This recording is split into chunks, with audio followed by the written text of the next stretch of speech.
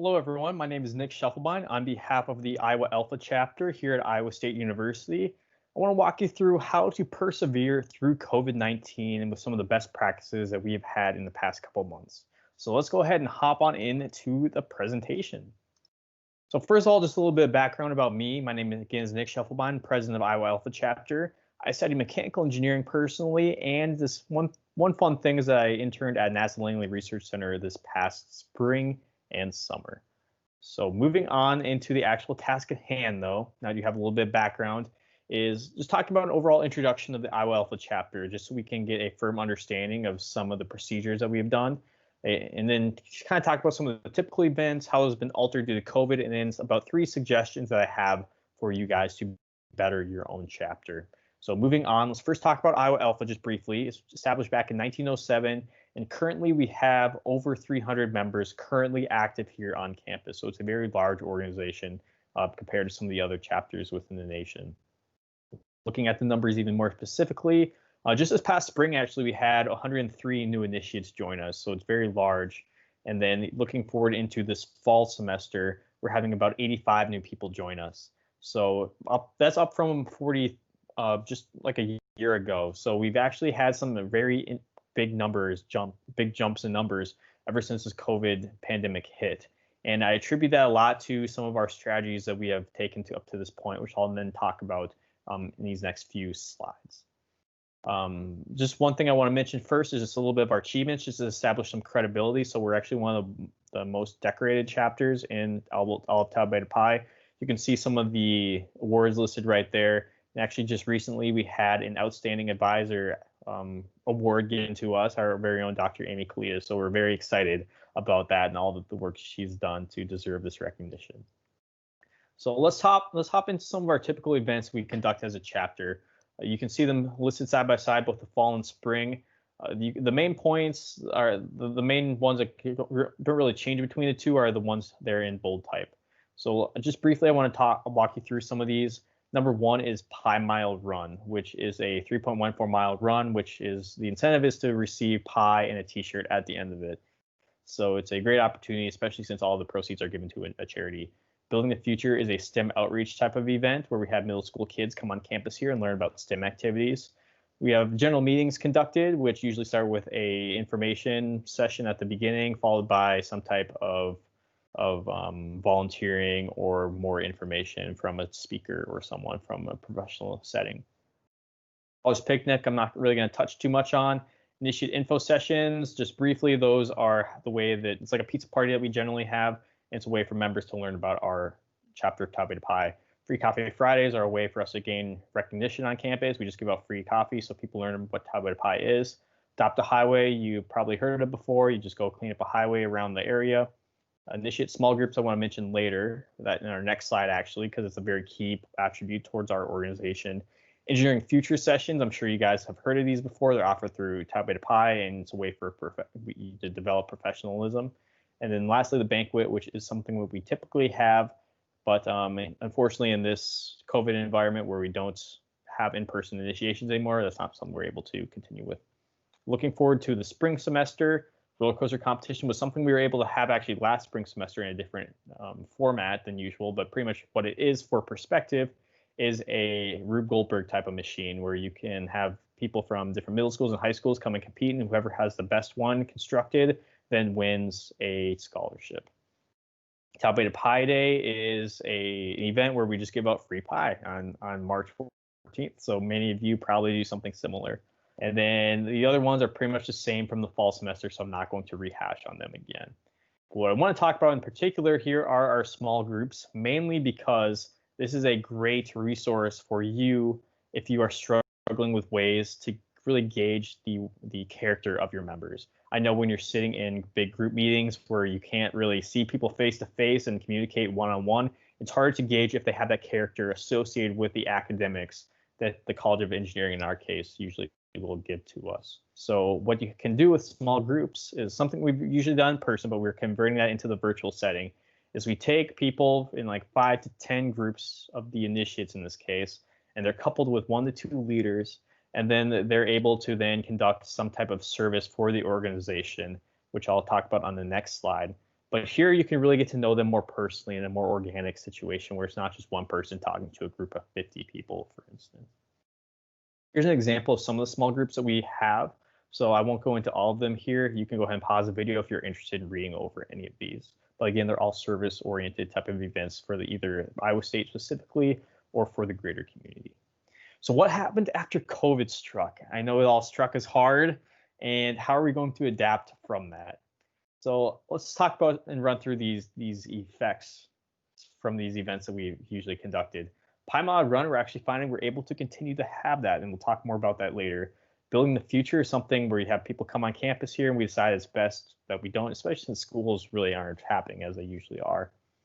General meetings, we're still having those conducted virtually via Microsoft Teams. Scholars Picnic, we're not having. Initiate info sessions, we're still able to have virtually. Free Coffee Fridays, that's pretty much all about getting people together in groups for free coffee, and that's not really something you can do virtually, unfortunately. So could not have that. Adopt the Highway, also with the derecho that just ran through the Ames area a couple of weeks ago. That was a big storm. We weren't able to have that. That was all put on hold. The Initiate small groups, again, highly recommend. Those are wonderful resources if you want to really gauge that character. So you can do that virtually as well, we're finding. And during future sessions, they're not the same as they usually were, so we're not having those. And then the banquet, you also cannot conduct virtually as usual. We're still having virtual initiations, but just no banquet associated with that. And you can see how the spring will be affected as well going forward. So let's hop into specifically the 3 tips on how to navigate virtually during COVID. So tip number 1 that I have that's been a great success for us is establishing strong communication platforms. That is really key. You always hear that point, that communication is really crucial for your organization. It's so true. So number 1, what we decided to implement was Microsoft Teams for really our day-to-day. You can do everything on there, whether it be meetings, file sharing, communication. You can really rapidly chat with people, not have to email back and forth, which can be very time consuming. So this is a wonderful platform for that, especially again with the collaboration.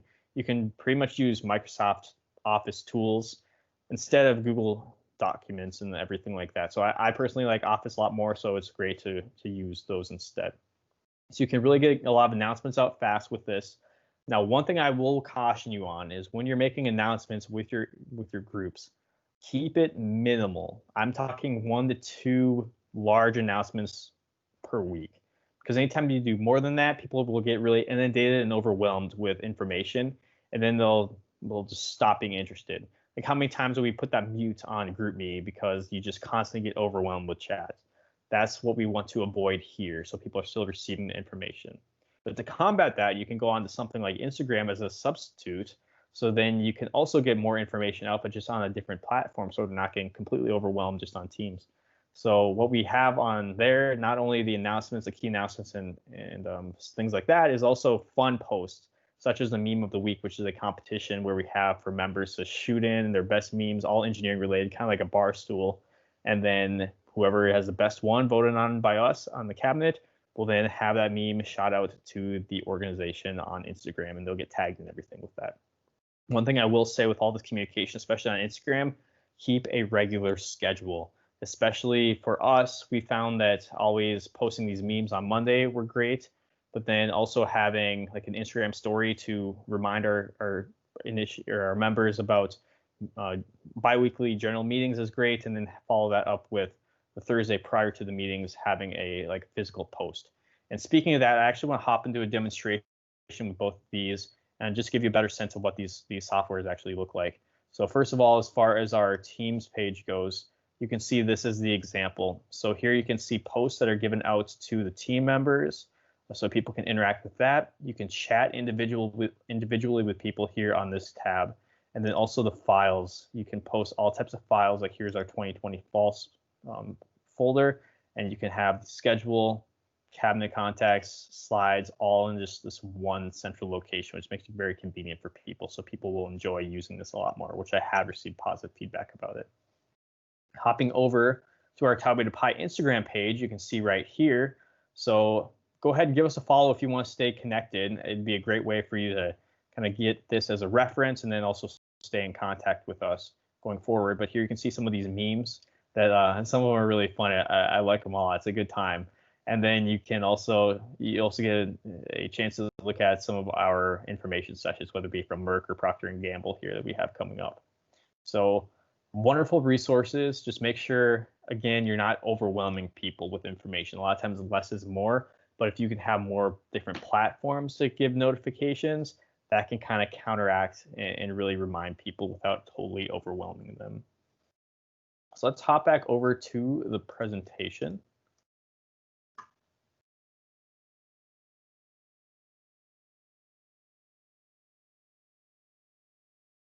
All right. So my point number 2 is all about adapting, especially for safe events. So here's an example from us, for instance. So take Pi Mile Run, where it's an event where all the proceeds are supposed to go towards COVID relief. And if we wanted to really see how could we keep something like this, where it's an in-person event and we really want to still have it. And that's really where it comes up to your judgment of how to really continue to have events. So for example, you always got to first gauge, is this an event that can be safely conducted?